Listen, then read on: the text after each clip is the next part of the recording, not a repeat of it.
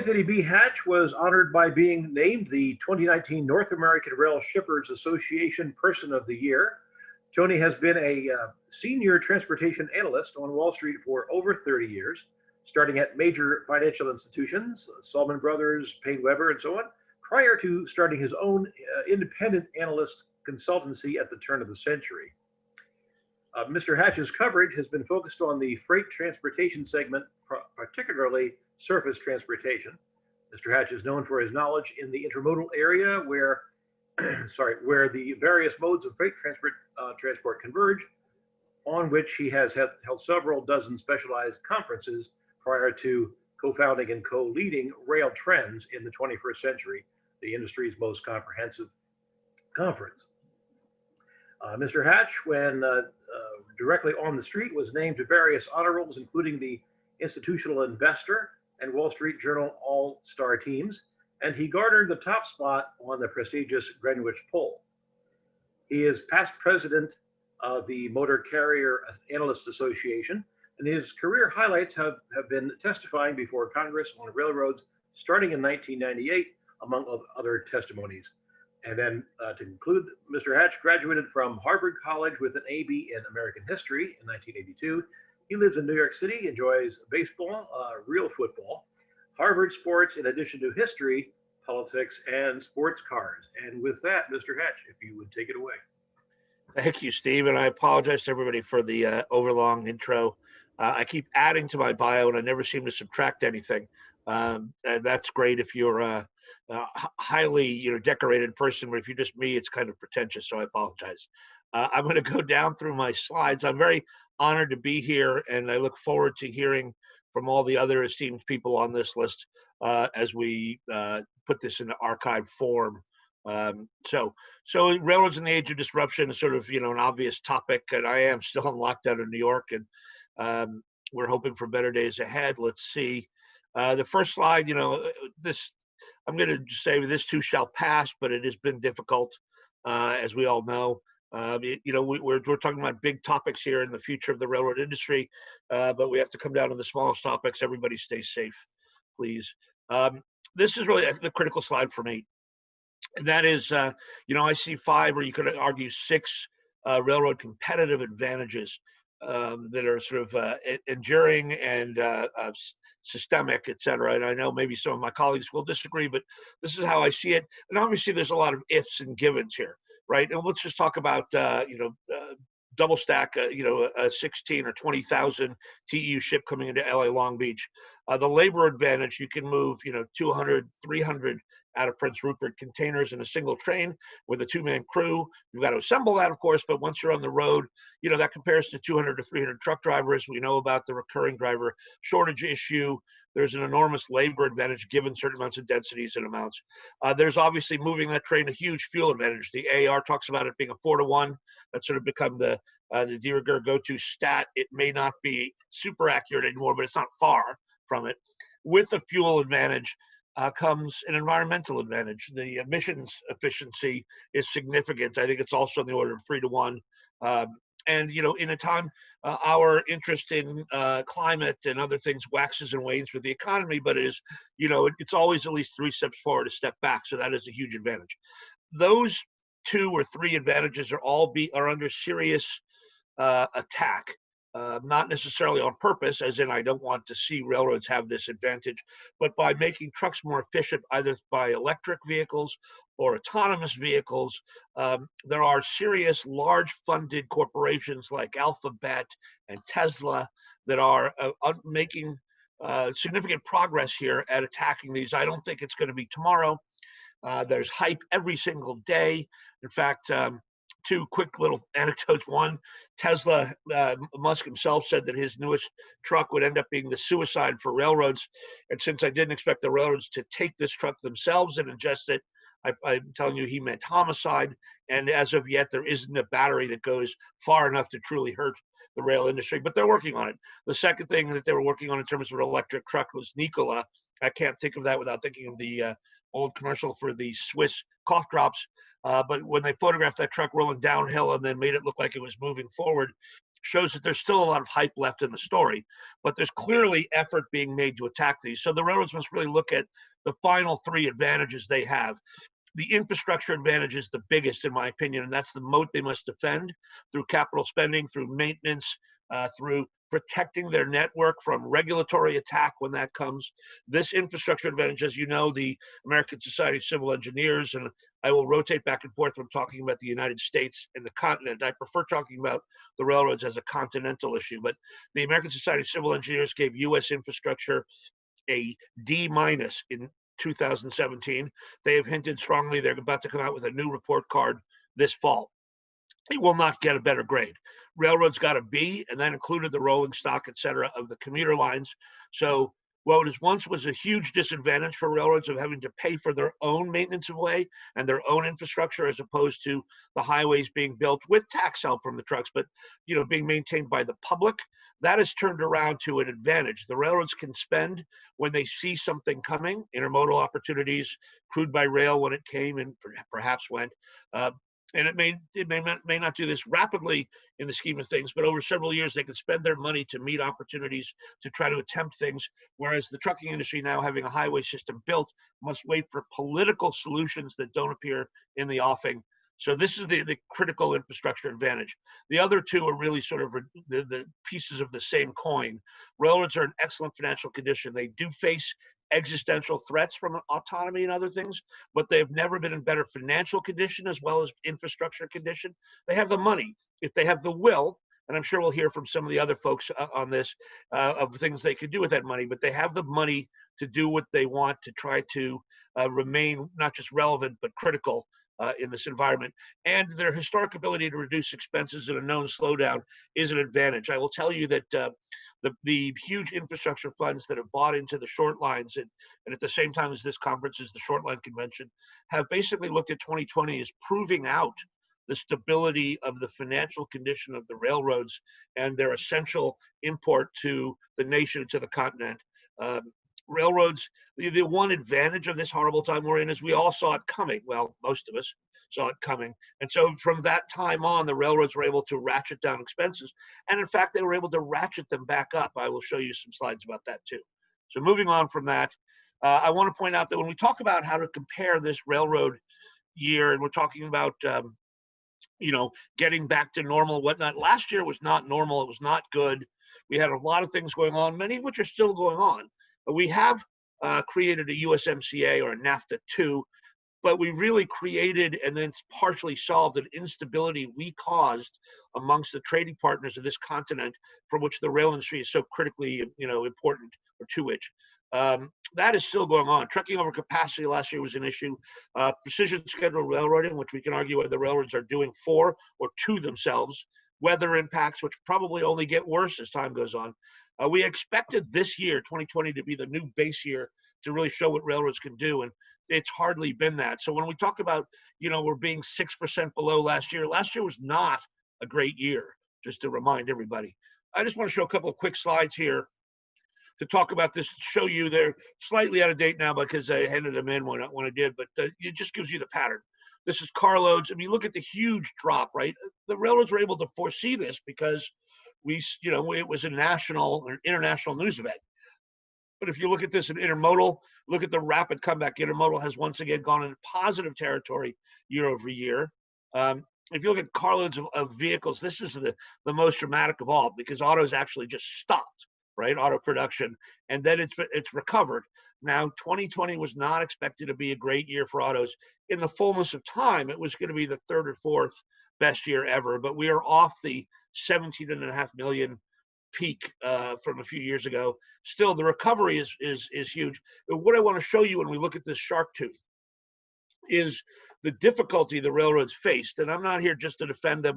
If this was more of a straight railroader audience, I would be more critical. But I want to say that they had to ratchet their expenses, operations down. They had to keep their employees safe and all the things that were involved in that. And then they had to turn around in a 3-week period. As you can see, they bounced on the bottom for maybe a week, and then boom, they were ratcheting it back up. They did this through a more focused attempt to keep crews partially paid and around and whatnot.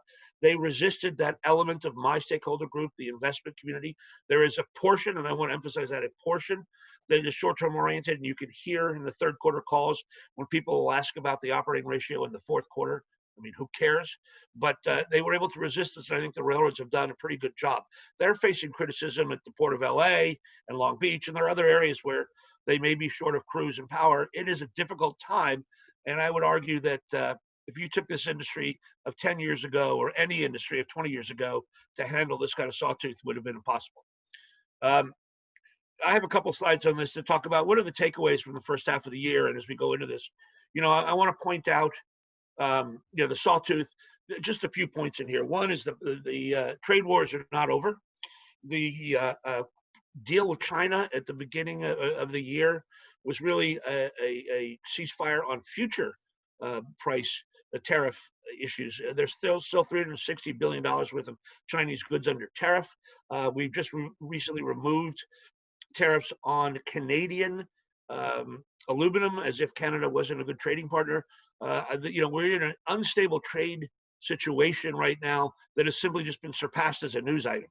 The energy price, where oil prices actually reached negative territory, was sort of a shocking event. It's good to remind us that energy prices, are an issue for competitive modal price competition, but they're also an issue whereas as the U.S. and Canada are, as a region, a super producing area, lower energy prices used to be a stimulus to the economy, and they are no longer that, and in fact really hurt the economy of Texas, which I would argue is probably the single most important state in the rail world. So going through all this thing, the succession plans at the bottom, BNSF did announce, and it's terrific news, that they will have the first woman running a major railroad.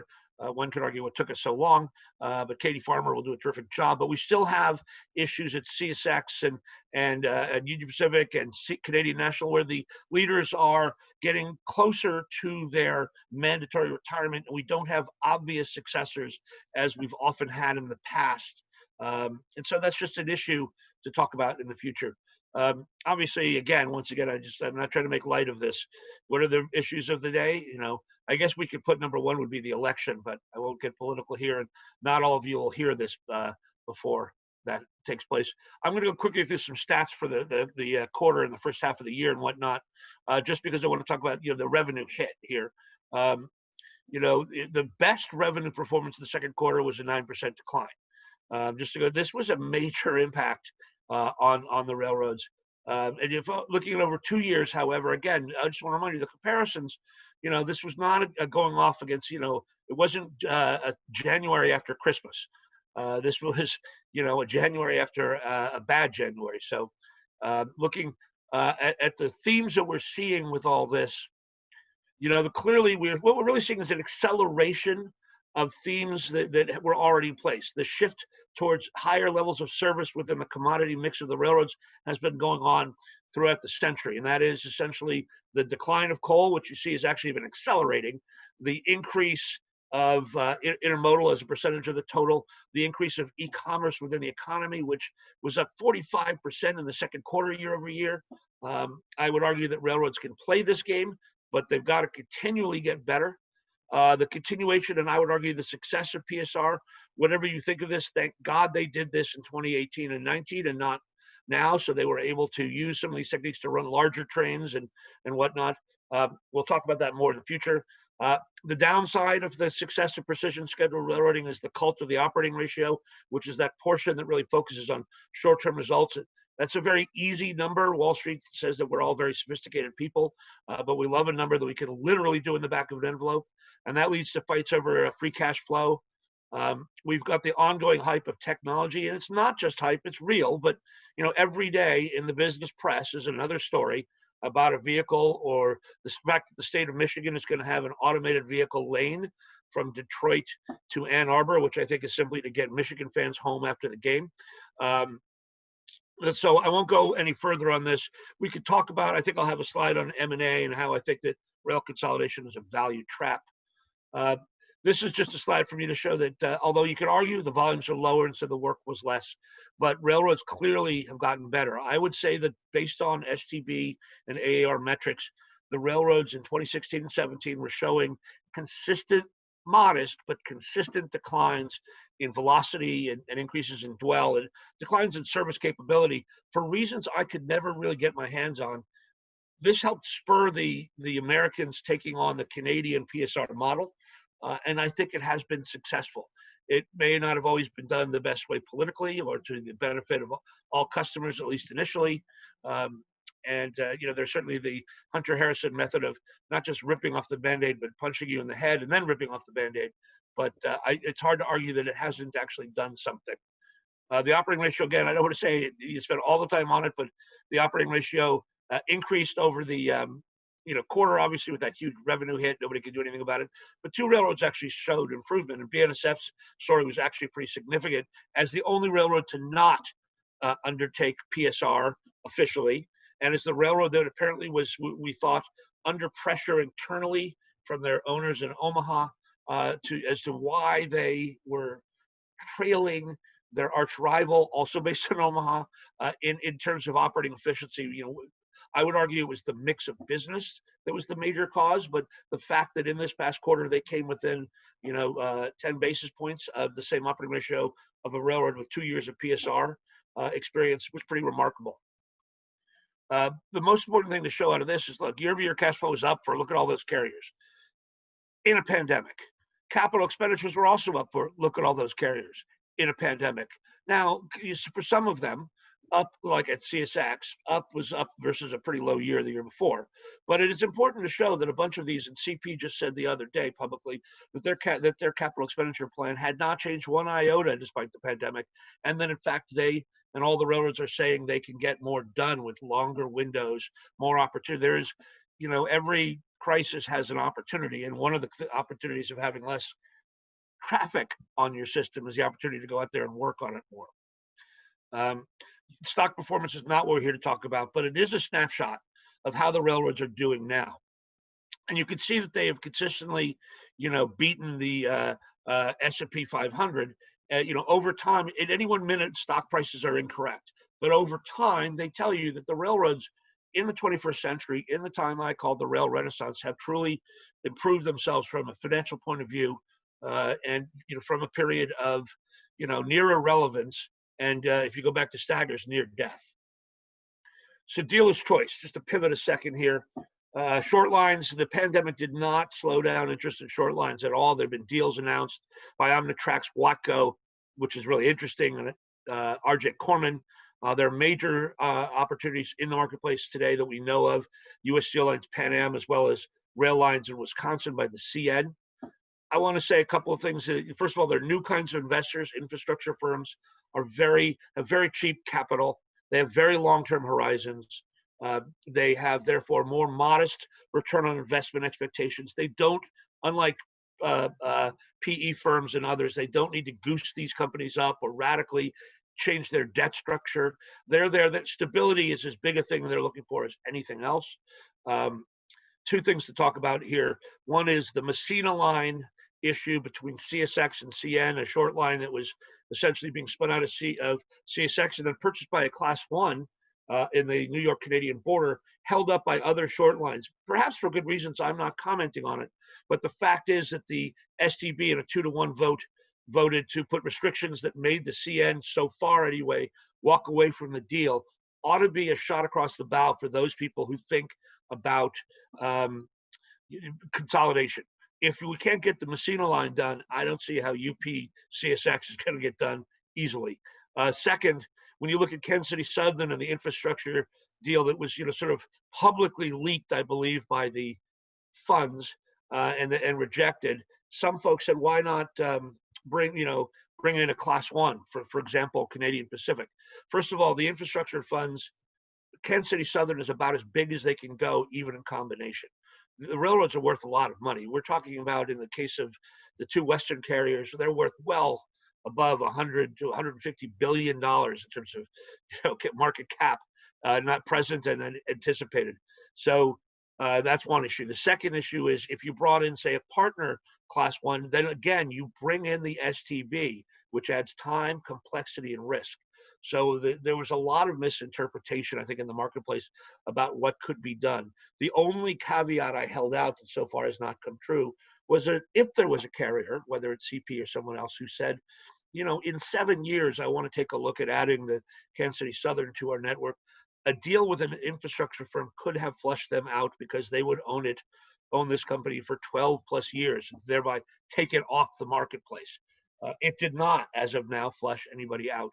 And I think Kansas City Southern has a terrific future on its own and by itself. I want to do you a few slides very quickly of looking at, the comeback of intermodal in the international side of Western ports, switching to grain, and then I'm going to conclude here with the coal story to say that the acceleration of existing trends, right? Intermodal had a tough couple of years, but has been the driver in the 21st century, has come back the fastest. Some of it is restocking. We don't really know. Intermodal in the last 2-3 years has really been difficult to analyze because of the massive impact of trades and tariff wars, pre-buying, post-buying, restocking. We had no, obviously, back to school bump this year. Grain, which has always been, when it really moves, especially export grain, a really good product for railroads, and has been for 150 years. But it's never been called stable until this year, in which case it really proved to be the stability source, especially in the U.S. In August, the most recent RTI AAR full monthly data, the only 2 out of 20 commodities on the carload side that were up were grain and farm products, and intermodal separately. So that ought to show you something.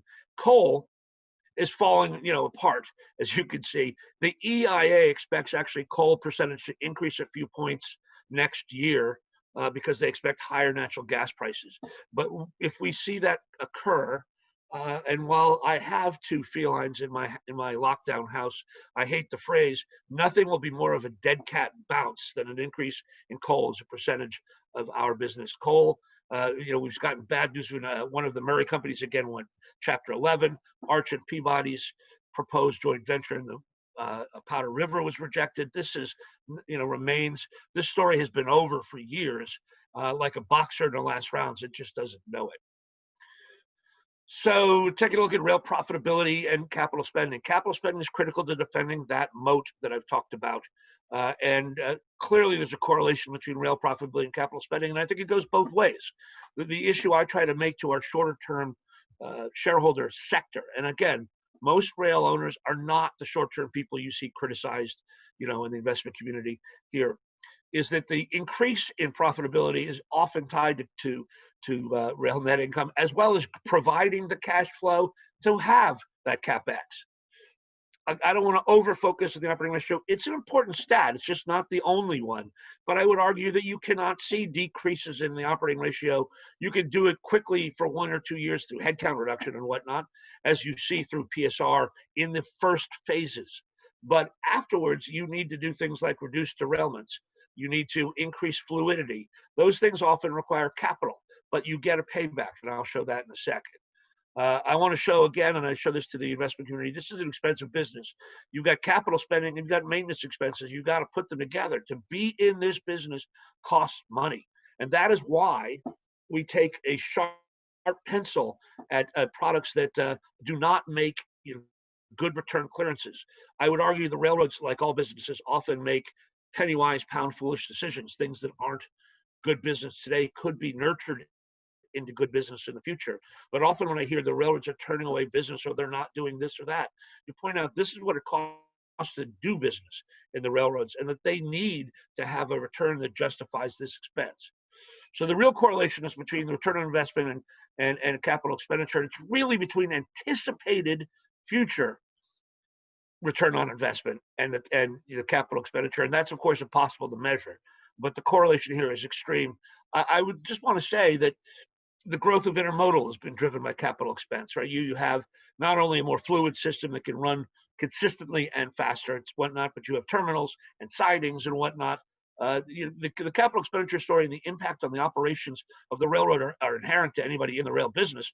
But I must point out that it's not that you reduce this in order to drive cash. You can often increase your capital expenditure and get such a good return on it, and I'll show you that in a second. We know about the existential challenges. I sort of addressed them before. Oliver Wyman has done great work on this. There's news every day. Matt Rose's advice, and as he was leaving the industry, was that railroads must look to themselves because the size of the highway market is so intense, so large, that's where Elon Musk is spending his time. That's where Google or Alphabet are spending their time, et cetera. And so it's really up to the railroads to do this. There was some momentum lost. There are legislative challenges. I want to point out, for example, that while governments everywhere are helping driverless trucks through grants, through grants on electric vehicles, all sorts of issues there. And I'm not arguing that that is wrong. At the same time, you've had governments trying to argue, for example, maintaining two-man crews. And I would say that that is, crazy, especially given that the autonomy that could happen on a rail system, if you put together PTC and Trip Optimizer or Leader, things like that, the clear capability is on a private network that is privately policed. Yes, it is invaded by people who cross the network and whatnot, but compared to a public network, publicly financed, publicly policed. And it's one of the issues here, and to get a little bit electoral, saying this, and people know, many of you know where I stand politically, and it's but the party that I generally support has often been supportive of the two-man crews, primarily because within the locomotive, they represent the Teamsters Union and the AFL-CIO. Those are two huge unions in opposition to each other. So who, for example, would be the man to go if we go to one-man crews? And, those are big political, issues there. So the political and legislative challenges remain. I would argue one thing I've learned in the last couple of weeks that I'd never thought of before. If railroads achieve autonomy first, and we think that they really ought to, if they can surmount these challenges, it will not be the enormous cost advantage that removing, operating crews. Yes, there is some cost to that. Obviously, given the huge advantages rails have now over the highway in terms of labor, if you were to make everything autonomous, that's a huge advantage not to railway, but to the truckers. The real advantage is so much of rail operating strategy these days is based on the high cost of the crew in the locomotive. So one of the big stats we look at today is crew starts to volume. If you didn't care about that, you could change entirely your philosophy about how to do the rail business. I'm not going to spend a lot of time on this Oliver Wyman stuff. I seek out Rod Case or talk some other time. But, we see, diversion potential in terms of, you can look at this cost numbers that could really be done if you added all of the potential things that are being worked on, autonomy and platooning and electronic. It's really an issue here, and you can see what it could do to market share. Railroads haven't done a ton, but I believe actually they've done more than we think. I am aware of a pilot project on visibility. I get the question constantly about visibility. Why can't the railroads be more like FedEx? I know where my package is. And I would argue FedEx runs a closed loop system. There's no UPS packages in there. They stack their empties in a store, although yesterday I did go to a store and find no empties. So they maybe have that. It's very different from the paper business where empties are around the country, need to be collated and brought to this. There's a short line and a class one and maybe another short line. Somebody else owns the equipment. You have many stakeholders in the game. It's a more complicated political diplomatic situation. I believe the technology exists now. The issue is getting the stakeholders to believe. I know there's an effort being made to do that. Most of the rail efforts that we talk about in the investment community are really focused on what I would call the defense. And while I'm a baseball guy, I'm using this from a football point of view. Defense is as important as offense. And defense, I mean cost reductions, things like automated inspection. Not only do you get through the portals I've seen at CN a better inspection of cars, but you could do it at speed rather than taking the time out, and you could take, use fewer people and not necessarily headcount reducing, but then turn those people into repair folks as they were trained rather than spending their time looking under cars. That has clear marketable advantages you could talk about in terms of consistency, overall velocity of the network, but it is an operations driven thing. An offensive technology would be visibility, as I've just talked about. I want to commend Kansas City Southern for having a chief innovation officer. CN just hired somebody from Wabtec, which is, I think, a real coup to be their CIO. Railroads are changing on this, and investors are asking questions about this. And so when railroads say we're cutting all costs here, including IT, you'll get questions. Whereas in the past, people might have thought, good, we'll cut that. What do you need that for? So here's more again on share loss. This is not a dark, hopefully you don't perceive this to be a dark presentation. So I won't spend a lot of time on that. I really covered the rail response here. This is an STB number, and just last week after I put these slides, 2019 numbers came in, and 5 of the railroads beat the cost of capital, according to the Surface Transportation Board. I use their numbers because you can argue with them, not me, about the validity of the numbers. Clearly, the cost of capital, which last year was at 12+%, and this year at 9+%, I think they're clearly too high by easily a third. So that in some ways, from an investment point of view, more of the return on investment is significantly better than the cost of capital. From a regulatory point of view, and from the idea of what does revenue adequacy mean, which is a topic for another day, there are those issues. Railroads have to be Janus, the two-faced God. On the one hand, to Washington, they've got to talk about how expensive it is to be in the rail business and how they need stability of good returns. And that is a true story. But also a true story to the investors. They say, look what we're producing. We are spending 15 to 20% of our revenues in capital expenditures, but we're getting a return for it. So the 5 carriers were everybody that you could think of. The ones that didn't cross it were CN and Kansas City Southern. But that was U.S. only, right? So I will show you a slide in a second about the Canadians. The rail industry, this is the cost of capital, versus the return. As you can see, it's been a long time coming.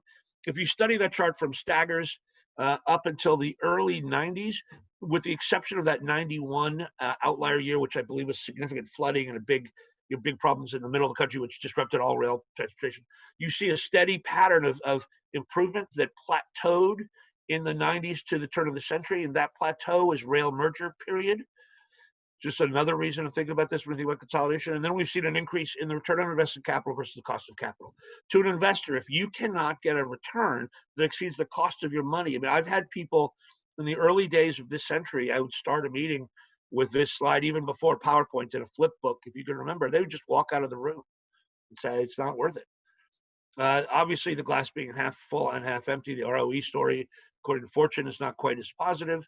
But I just want to point on this, and I should have had 19, and we'll have 20 in a second. The Canadian railroads spend on a per capita basis over this 3 and 4 year period a significantly higher amount of capital spending, up to 25% in case of Canadian National. Part of that was a catch up, as we know, in their Western Canadian operations, single track added as their volumes just exploded out of British Columbia, or both into and out of British Columbia. That's sort of a rich man's problem, but it was a problem, and they've dealt with it. But during this period of time, the ROIs, or ROICs, have been extraordinary. And in the first half of this year, Canadian Pacific, in a pandemic, reported a return on invested capital of over 17%. So the idea that you must reduce capital spending in order to produce, cash flow for share buybacks, the railroads need a balanced plan for their shareholders. It doesn't mean that if you spend, you will get a better return. But I would argue that if you don't, you will not for sure. So this is often an animated slide. I don't know how to make it, but basically the point is, if you spend money and you get a good return, good things happen. You'll be free to spend more money with a good anticipated ROI. You'll be stronger. You'll be more sustainable. You'll be faster. You'll be safer. And if you don't spend, and many of us on this call remember a time where the returns on railroading were so poor that it wasn't as if the CEOs of the holding companies were bad people. They were smart people. They said, why would I spend more money than is maybe required for safety on this, getting a return in the single digits when I can buy a China company, as Canadian Pacific did. And I love arguing that Canadian Pacific, which is now incredibly well run, a terrific railroad, and it was always an interesting company. When they bought a China company in the 1980s, it wasn't that they were prescient and realized they should open an operation in Shanghai. It was a company that made plates, and it was a way of diversifying their expenditure to try to get a better return for Canadian Pacific Limited.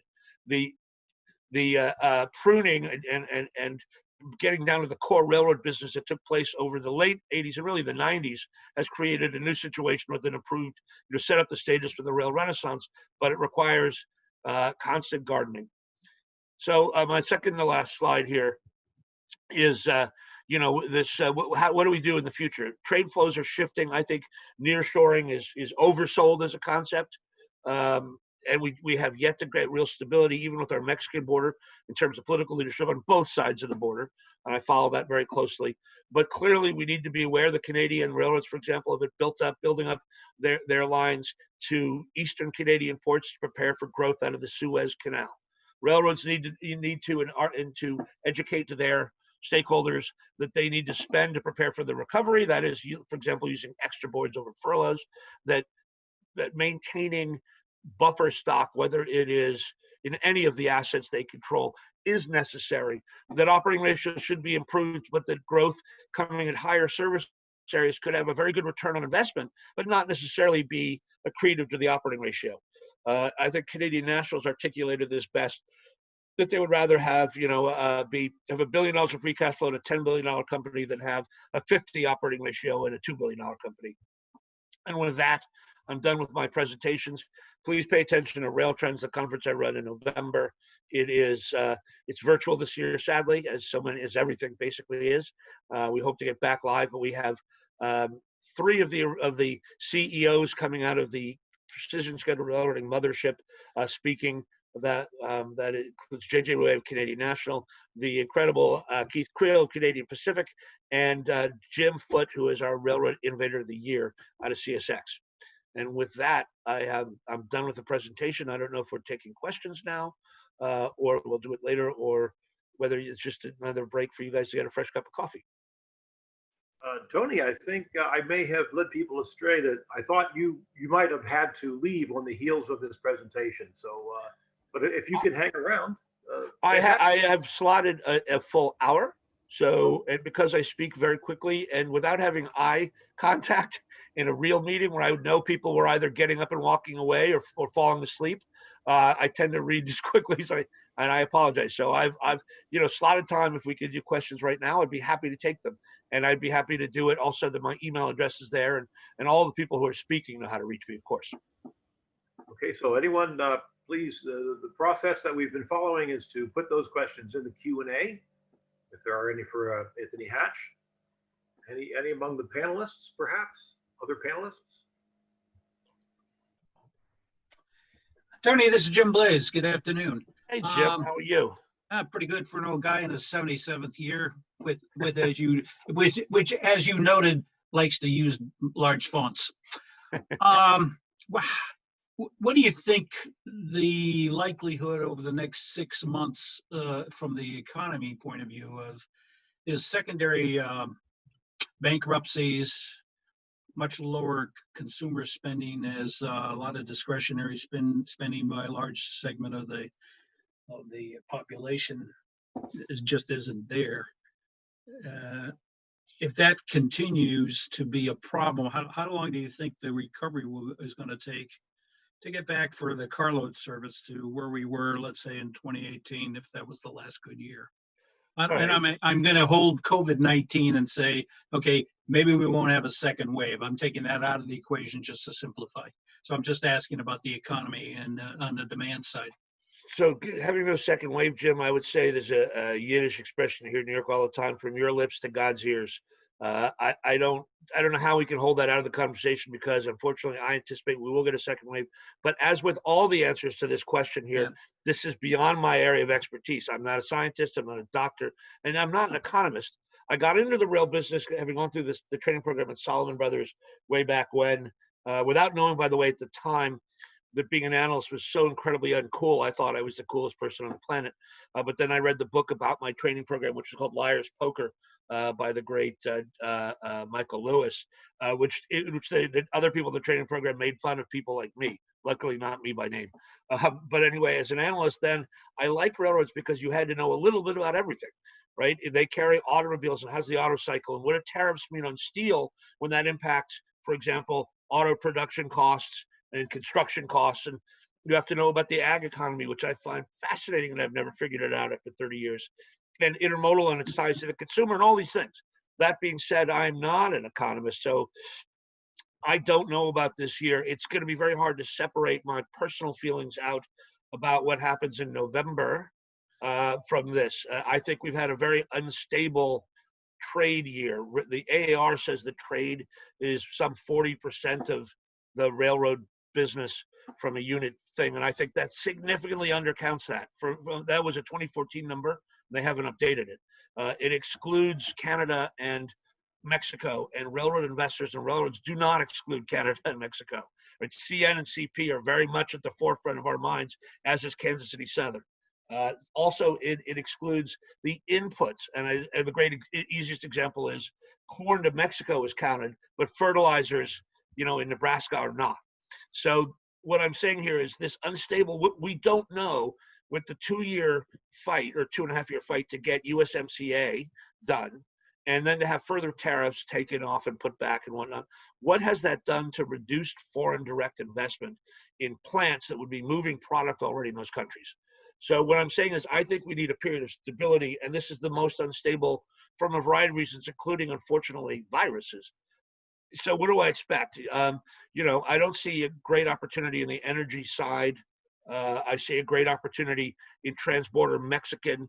I think British Columbia will remain incredibly hot port. I expect that intermodal will, as roads get better, return to, a GDP, 2 times GDP kind of growth rate, led by domestic, but with international not going away. I think the death of trade has been greatly exaggerated, to paraphrase Mark Twain. I think there are opportunities in housing and building. I think autos are going to recover more, but, we had anticipated a down year for autos in a normal year. Gosh, I just wish we had a normal year that we could have a base from again. It would make answering these kind of questions a lot more. I would expect, and I think the railroads are going to start telling us in the end of the third quarter. And by the way, their crystal balls are not a whole lot better than those right here on this panel. And anybody here, they're hearing from their customers. There's very little what we in the Wall Street and Bay Street call guidance. And guidance can be wrong all the time, but the companies, or whether it's the shipper companies, Dow and Ford and whatnot, or it's the railroad companies, don't really know. But they think things are going to get better in a kind of stair-step pattern, and slowly we're going to put this behind us, but that the impact of what happened in 2020 will be still felt in 2022. That's a good answer. It's the best I could do. Yep.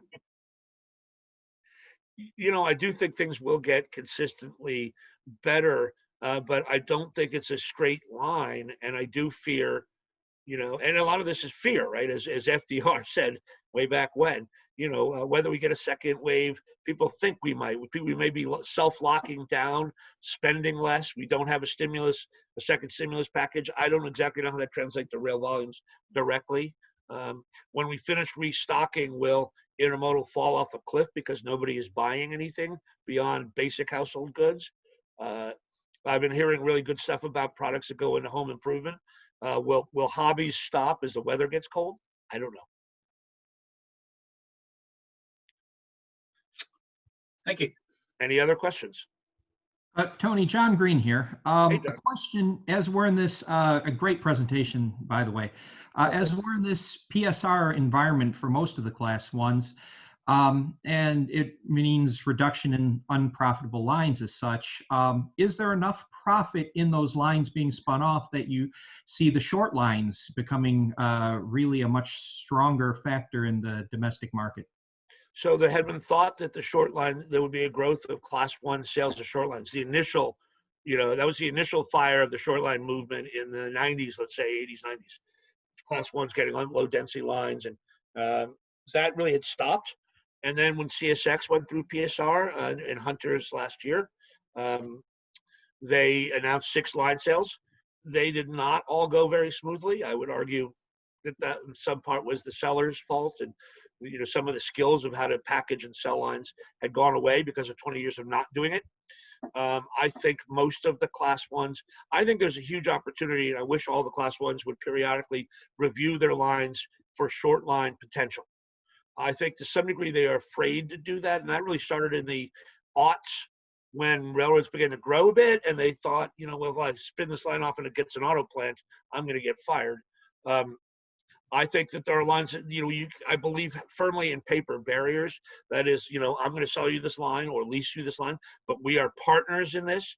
I believe that CSX in some cases did not act as partners to their new company. So there's a very complicated question. I think the short line will grow in importance. I think precision scheduled railroading makes them more, not less important.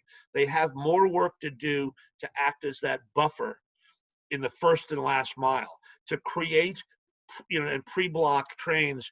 The ideal short line value proposition is that they can be a low cost, whether it's non-union or better work rules. They're local and entrepreneurial, and they can create on a retail basis a train. They do the ones and twos to create the 10s and 20s that become a train, and can theoretically then hand a train to a big railroad to do what it does best, which is move a train a long distance. And I think that role will only grow. And if we're going to grow back carload business, and again, when we talk about carload business and making comparisons, I want to mean merchandise business, because the energy cycle between crude, sand, and coal is its own story. And of course, ag is always marched to its own drummer. But the rest of that business, we need to see some growth in it, at least a return to GDP growth. And short lines are critical in that. And I think efforts to improve technology sharing, visibility, and reliability will make them more important. Whether that means the creation of more short lines, I don't know. The big boom in short line sales right now is driven by the high multiples being paid, and that's sort of existing players. Like, the demand is creating the supply, so existing players are selling, right? And holding companies are getting bigger because there are advantages to being a short line holding company. You can diversify your commodity and your carrier and your shipper risk. You can get procurement and other back office, efficiencies. So there are all sorts of reasons why having multiple short lines in a holding company format works very well.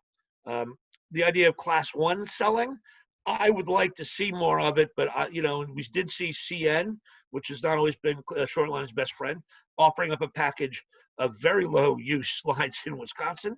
I don't know if that's going to be replicable. I had thought when CSX made their announcement in 2018, 2017, 18, that we would see everybody doing it. I think you still see a fashion where more of the class ones will be interested in buying short lines, like the Canadian Pacific buying the CMQ and being potentially interested in the Pan Am. That's more likely these days than selling. But the interest in short lines remains enormous, and I think the importance of short lines is only going to grow. Thank you.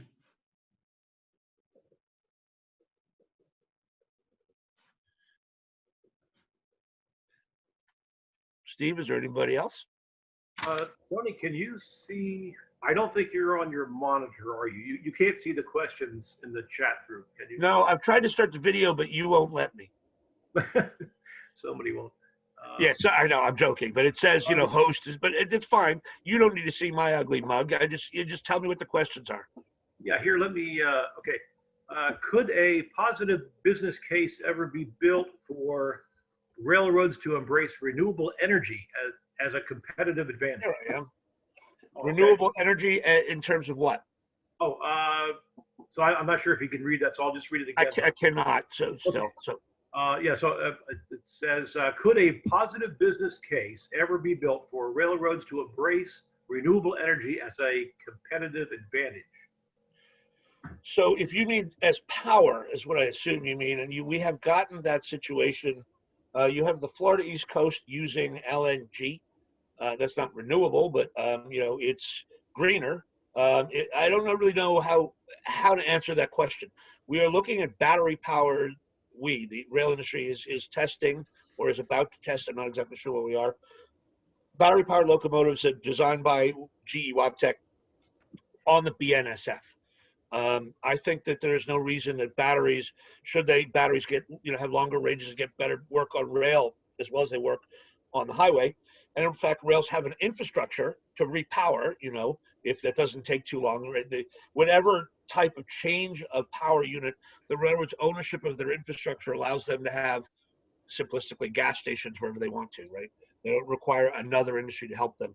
I don't see electrified, keep in mind the huge sunk cost of the power units that are out there now. One of the fears in terms of changing technology is that a big trucking company like J.B. Hunt, which is also, railroad's best friend, but let's just take a big trucking company X can change out its fleet, and usually does in something like 3 to 5 years on an ongoing basis. So if you had a new kind of truck in 3 years, theoretically, they could be all entirely employed by fleet X. Whereas a railroad has, I don't even want to think about how many billions of dollars of locomotives out there now. If they could be modified, that's one thing. If they need to be changed out, that is an enormous issue. So I'm not sure how to really answer that question. I will say this, especially with the decline of coal, railroads have embraced green in a big way. And I will give you one great example of how they've sold this, and I think, not a bill of goods, but correctly. Unilever is one of the greenest companies in the, Fortune 100, and they have tasked all of their regions and units to decrease their carbon footprint by X amounts over the years. And the U.S. region, or maybe it was North American, switched, increased its intermodal percentage from 10%, which was, inbound containers of international goods, to something like 40%, and met its goals up until 2025.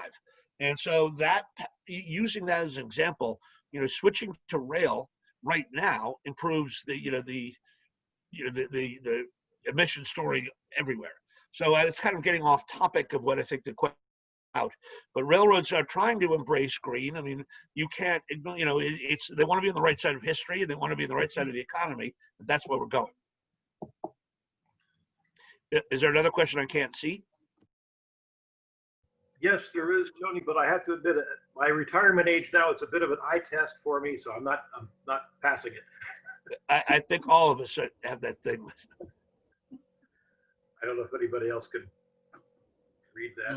Let me see it. There's the one that says, I heard a short line person say they knew who brought him to the dance. How does the power differential between class ones and short lines get addressed? The power differential, as in, and I realize the problem with the written questions, you mean the political power issue? That is the negotiating power? I assume that's what we were talking about here. That is one of the things that holding companies can address, meaning that when Genesee and Wyoming, owned by Brookfield, goes into a conversation with a class one, they have, they talk to the chairman. And whereas a little railroad might not. In addition, the class one, rather the short line, is negotiating.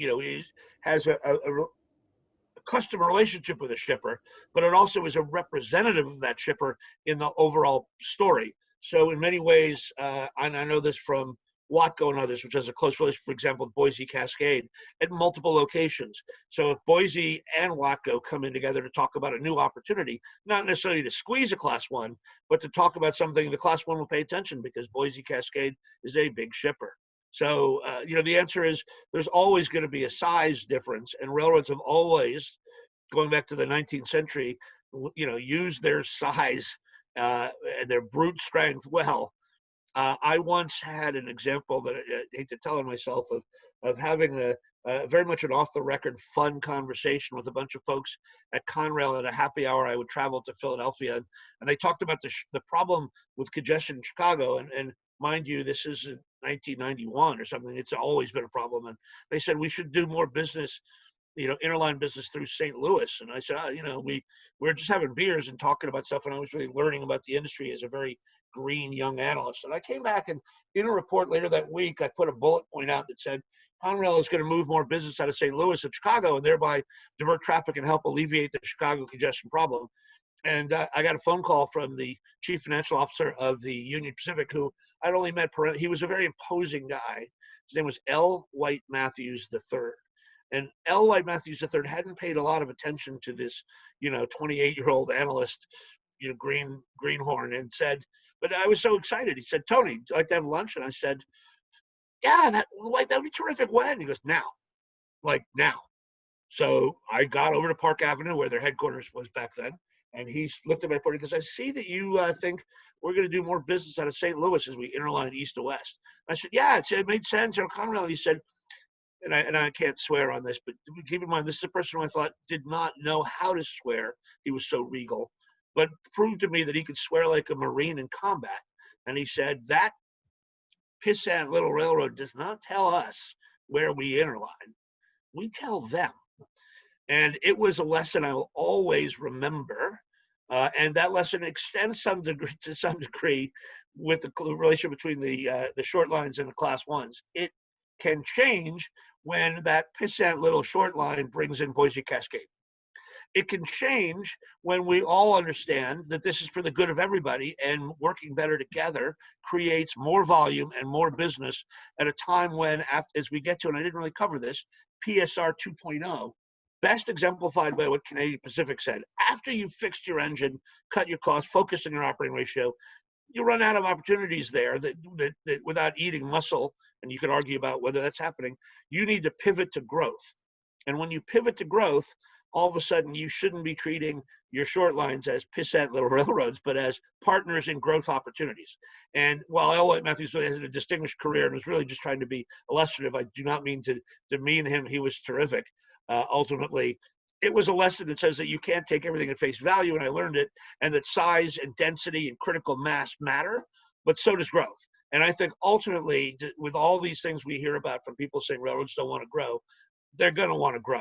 And if you want to point to a lesson about where that lesson has been learned, I would say look to Canada.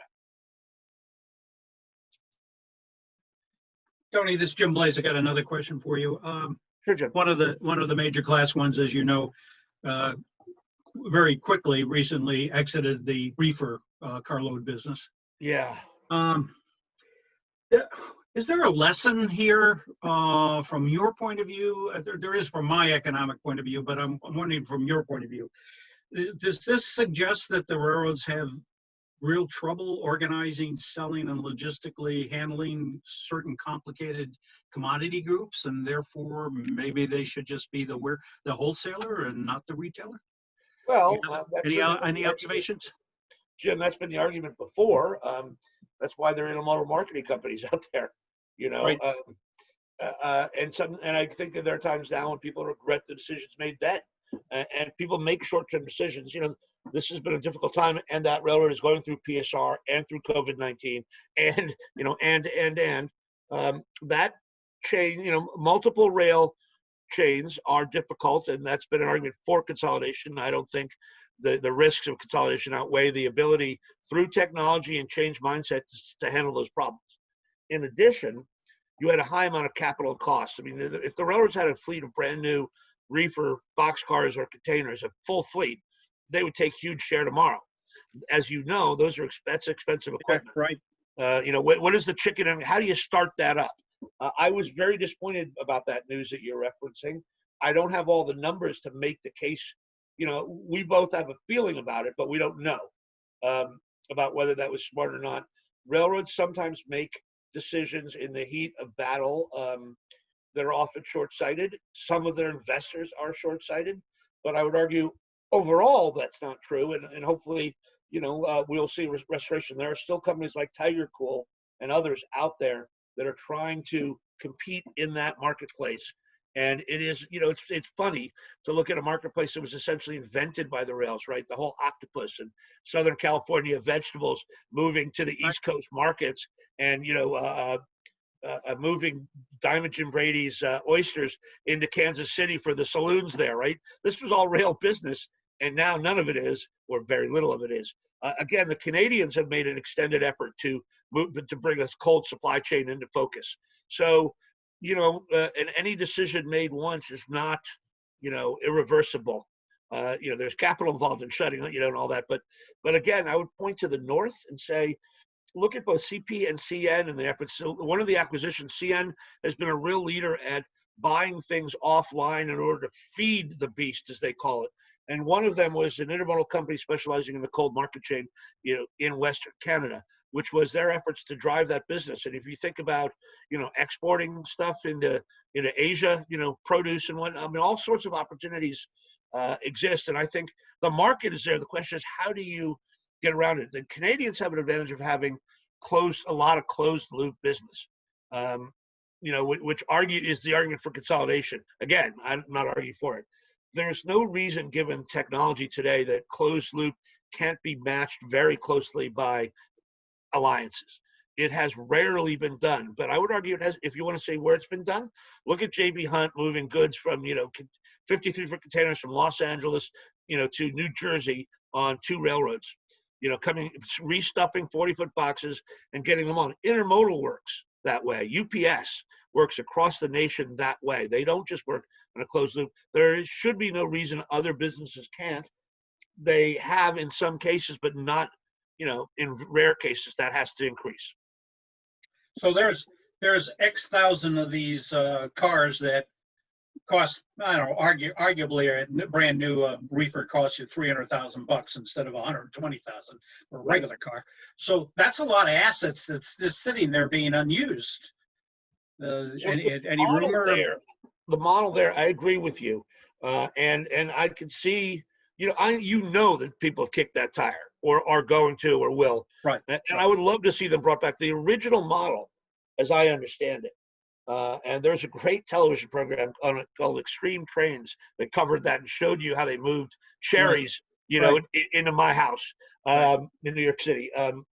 But the original model involved big warehouse operations. It was a high capital, high cost, high asset heavy model.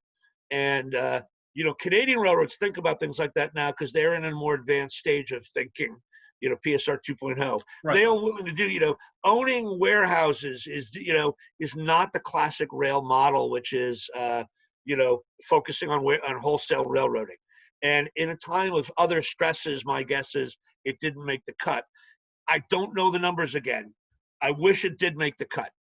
I don't know the numbers. The original call was that you had a Hunts Point Market in New York, and everybody was running to a payphone and calling their truckers and, fighting over truck stuff. And somebody said, we're in the vegetable business. What are we doing? Right. And, and all these trucks are owned by the Gambino family to begin with. So what are we doing here?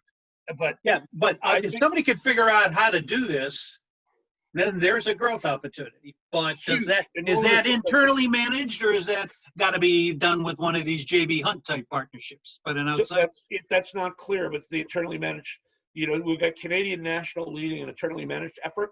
There's so much going on. That would have been a big topic this year if we didn't have bigger ones. And you have companies like Tiger Cool with some of our old friends that in the founding of that, like Tom Scherstedt, Tom Finkbeiner, and Ted Prince, right? Ted Prince, yeah. That's a container operation that's trying to be JB Hunt in effect. Yeah. For that, I don't know. In the intermodal world, both models work, right? Intermodal has had a tough couple of years prior to right now, but if you look at the 21st century, it's been a huge transportation success story. In the intermodal world, there's the best intermodal player in the entire world, in my opinion, and I know people in Montreal and Calgary and even Omaha might punch me in the nose, but it's run out of Fort Worth. And that is a completely wholesale model, with the exception, of course, of Amazon, which deals directly with everybody. Right. And that's a subject for another day. Right. Thanks. And I've been told it's time to move to Dennis, so I'm moving out. Right. Well, Tony, as always, thank you. We appreciate it. I appreciate being with you guys, and I look forward to hearing again everybody that I missed, and especially I see Steve Ditmeyer up there. Hey, Steve, good to see your face. It's been a long time. I would like to be with you all. It's too bad that couldn't happen. Jim, stay well. I'll do that. Bye-bye, guys. Bye. Thank you, Tony.